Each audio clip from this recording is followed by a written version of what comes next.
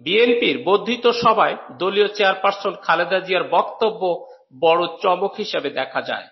খালেদা জিয়া ভাষণ দেবেন এটা তেমন প্রচার করা হয়নি। সাধারণ মানুষের মধ্যে এ নিয়ে আলোচনা খুব বেশি ছিল না।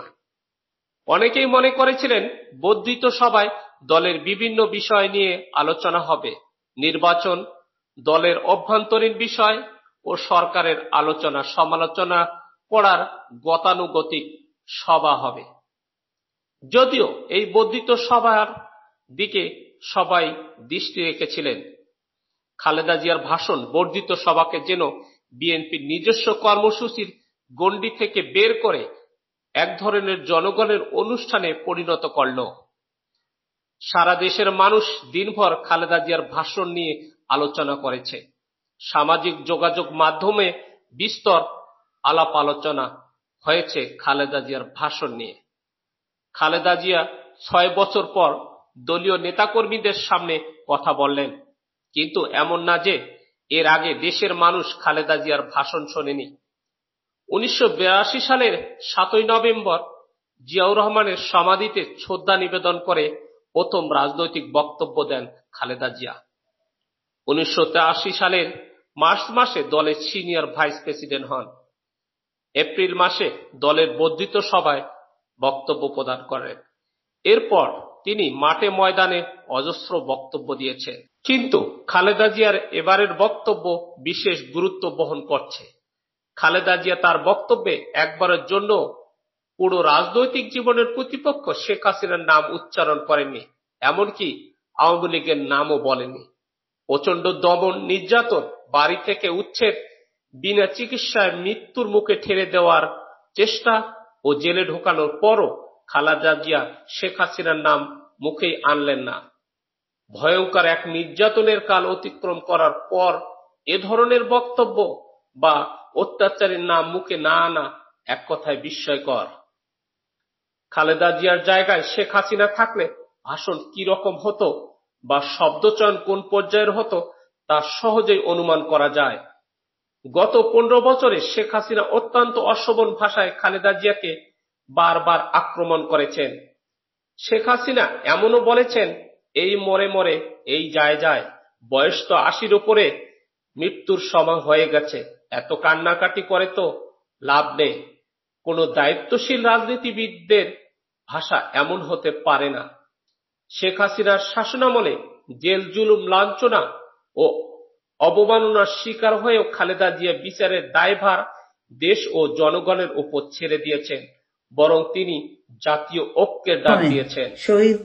প্রধানমন্ত্রীর দায়িত্ব পালন করেন খালেদা জিয়ার সীমাবদ্ধতা নিশ্চয়ই ছিল, তবে মানুষ হিসাবে তিনি শোভন রুচির প্রমাণ দিয়েছেন। পুরো ভাষণে নিজের উপর দিয়ে যাওয়া ভয়াবহ নির্যাতনের কথা উল্লেখ না করে কাউকে দোষারোপ করেননি, কাউকে দেখে নেওয়ার হুমকি দেননি। ভাষণের সময় খালেদা জিয়ার অভিব্যক্তি দেখে মনে হয়েছে রোগ শোক তাকে কাবু করতে পারেনি।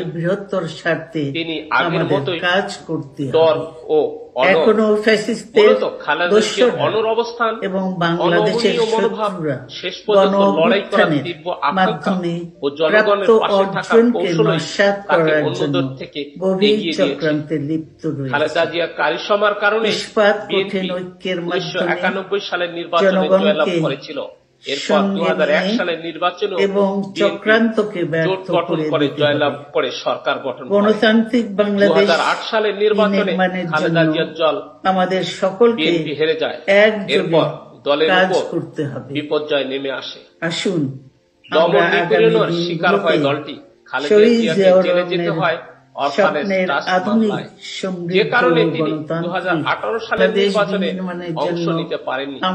নানা উত্থান পতনের মধ্য দিয়ে ১৯৮১ সালের জানুয়ারি থেকে ২০২৪ সালের আগস্ট বিপ্লব পর্যন্ত খালেদা জিয়া দীর্ঘ ও ঘটনাবহুল রাজনৈতিক পথ অতিক্রম করেছেন। তিনি প্রধানমন্ত্রী পদে থেকে রাষ্ট্র পরিচালনা করেছেন, জেলে গিয়েছেন ২ বার। রাজনীতিতে উত্থান পতনের মধ্য দিয়ে নিজস্ব নেতৃত্বের ভাবমূর্তি গড়ে তুলেছেন। খালেদা জিয়ার রাজনীতির নিজস্ব একটি ধারা আছে, তার নেতৃত্বে আছে গাম্ভীর্য, প্রজ্ঞা ও কৌশলের মিশ্রণ।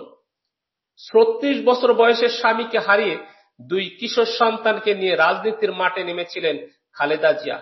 নিজে নেতৃত্ব দিয়েছে বহু ধারায় বিভক্ত বিএনপিকে 2 বার ব্যালটে রাজনীতিতে জয়ী করেছেন।